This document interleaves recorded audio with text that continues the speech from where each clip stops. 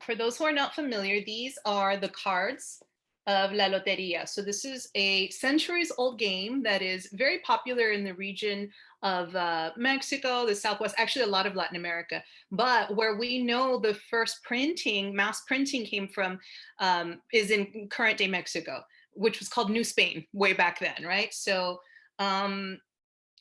there have been, I've heard that there are people who use these cards for divination. When I started my research, I had a lot of trouble finding such a thing. I've since found a couple of websites where they have some readings, but I wanted to create my own. So I also wanted to create a picture book using all of these images. So I wrote a grant. The National Association of Latino Arts and Culture funded this grant. So I made a story using all the images, and I created a book. This is not the first printing, this is the second printing, where there are basically some positive affirmations and remedios, meaning like any kind of plant or animal medicine associated with the plants and animals that are evident in the cards. New little quotes. So instead of the old dichos, we have like quotes and poems and lyrics from, you know, bell hooks and Rupi Kaur and Ph.D and you name it. So just kind of re-envisioning things. So card readers have used it. I know my dad uses, he pulls one for a weekly affirmation. You can really use it however you'd like. So this is a self-publication. So even though I'm very happy with my small press and some of the bigger presses that are interested in my work now, this is my DIY. Helped me feel very close to my great grandmothers because they had their own tienditas, and so they were, you know, when I go out and vend the books, which I haven't done a lot this year, I feel connected to them, and I felt very, very connected to one in particular who was a curandera and a partera. During the writing of this book, it felt very connected to my ancestral wisdom and my ancestors themselves.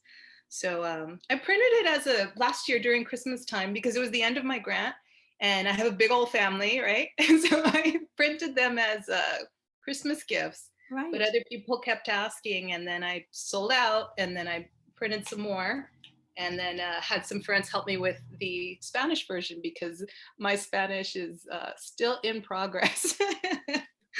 So yeah. Well, felicidades. That is such an exciting project. And if folks want to find your self-published Remedios, how would they find you?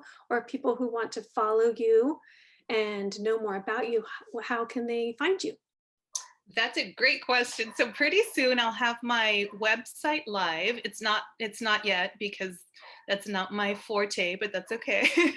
And so Xelena.space is the website. That should be ready soon. Otherwise, I'm on social media. So my name is there on Facebook, and on Instagram, I am at xfactor.live. So nice. Okay. yeah. So they can get the remedios there. And we also have these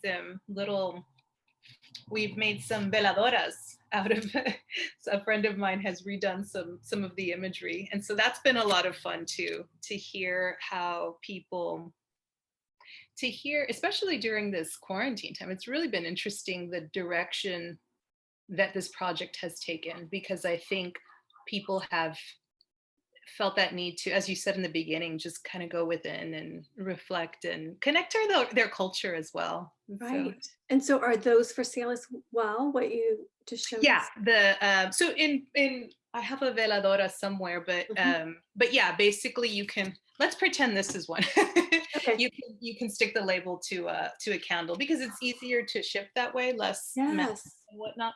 But yeah, a few different things that I've collaborated with other artists on creating. My friends, some people buy them in these little bags. So that's my little online tiendita. That's awesome. But it's been fun. It's helping me and some other artists just have, you know, Christmas money and whatnot. Right.